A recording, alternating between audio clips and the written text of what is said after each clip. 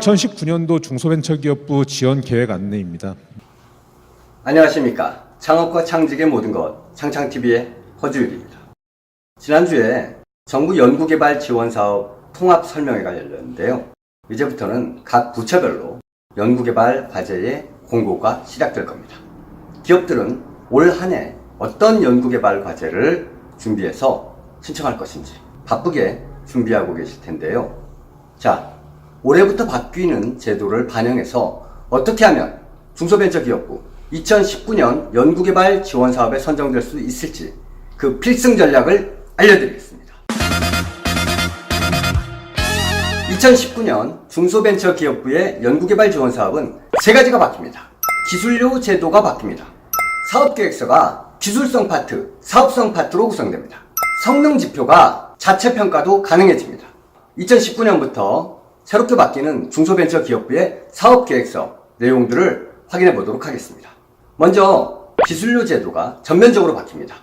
지금까지는 정부 출연금의 10%를 3년에 걸쳐서 납부하는 경상기술료 제도였는데요. 2019년부터는 목표로 하는 매출 구성 비율만큼 납부하는 매출 기반 약정 기술료 제도로 바뀝니다.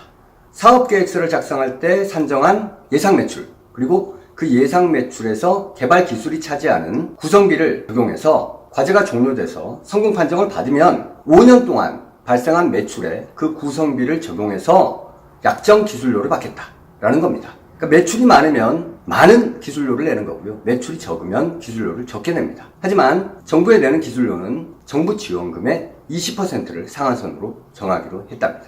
매출 실적이 좋아서 기술료를 많이 내게 되면 조기 납부해서 종결되고요. 기술료를 적게 내면 기업 입장에서 더 좋은 거 아니냐라고 생각하실 텐데 다음번 정부 과제를 신청할 때 기술료를 얼마나 냈는가 반영이 된다고 합니다. 다음으로 바뀌는 부분은요, 사업계획서 양식 구성입니다. 지금까지는 파트 1 부분이 온라인으로 입력한 부분이 자동 생성되고 파트 2가 작성해서 제출하는 사업계획서 양식이었는데요. 이 사업계획서 파트 2가 기술성과 사업성으로 구성되는 양식으로 바뀝니다. 기술성 파트는 정량적 지표를 통해서 평가받게 되고요. 사업성 파트는 사업화 목표의 예상 매출과 점유 비율을 보고 판단하게 됩니다. 다음으로 바뀌는 부분은요, 성능 지표의 평가 방법이 다양화된다는 겁니다. 지금까지는 공인시험기관의 평가만 인정해주는 방식이었는데요. 공인인증시험, 그러니까 콜라스 인증기관에서 평가가 어려운 경우가 꽤 많았어요. 그래서 올해부터는 공인인증시험, 그리고 외부기관 의뢰, 그리고 수요기업 평가 외에 자체 수행평가도 가능해지는 걸로 변경되었습니다. 단, 자체 평가 시에는 객관적인 평가 방법을 제시해야 합니다.